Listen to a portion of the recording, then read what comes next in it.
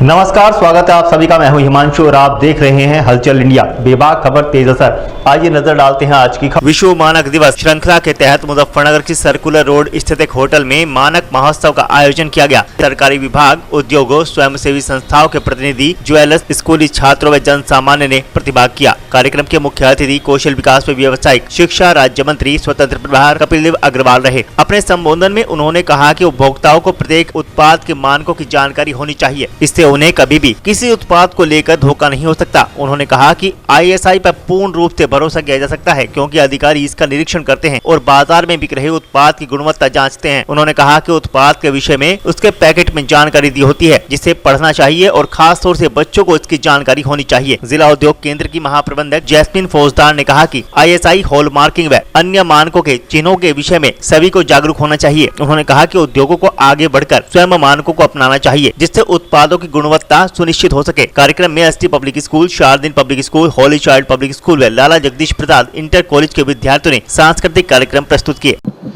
आज ये मुजफ्फरनगर में मानक महोत्सव, मानक का मतलब जो चीज़ें बाजार में किसी रूप में बिकती हैं, होम प्रोडक्ट्स होते हैं, घर में कंज्यूमर की आइटम्स होती हैं, ऐसे सब लोगों के ऊपर हमने सबने देखा होगा ISI मार्का होता है।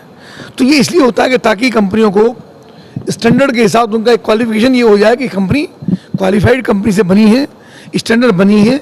तो उसी का जो एक मार्का है BIS, उसको BIS को आज के द्वारा ये वर्कशॉप यहाँ पर है और भारत मानक ब्यूरो उसका नाम है। उसकी वर्कशॉप यहाँ बच्चों के साथ, इंडस्ट्री के साथ, स्कूलों के साथ आदरणीय वीरपाल निवाल जी जो जिला पंचायत के अध्यक्ष हैं वो यहाँ अतिथि के रूप में उपस्थित हैं। तो ये अवेयरनेस का एक प्रोग्राम यहाँ पर हो रहा है, उसी में आज सहभागिता हुई।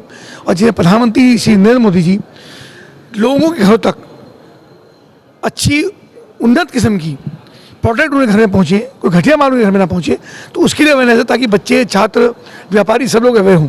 और इंडस्ट्री के लोगों को भी कहा गया है कि वो भी अपने प्रोडक्ट को ISI मार्के के साथ बेचें।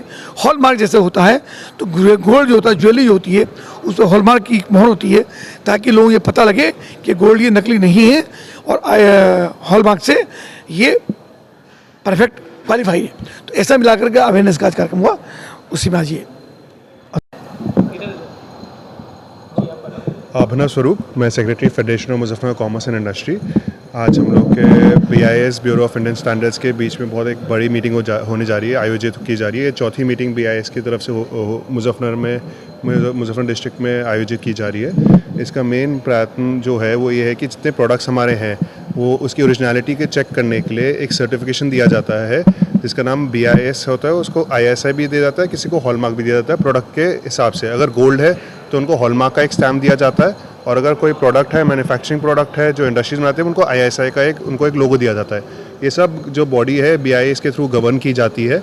और ये हमारे प्राइम मिनिस्टर श्री नरेंद्र मोदी का सपना है कि सारे जो प्रोडक्ट्स हैं वो जेन्युइन तरीके से बनाए जाए, वो गवर्नमेंट से हॉलमार्क्ड और BIS और ISI में उनका स्टैम्प्ड हो, ताकि जो नकली और फेक है उनसे लोग कंज्यूमर बच पाए और उनको उनके कीमत के हिसाब से एक ओरिजिनल प्रोडक्ट उनको मिला जाए और उनके साथ कोई भी किसी प्रकार का कोई चीटिंग या फ्रॉड उनके साथ ना हो।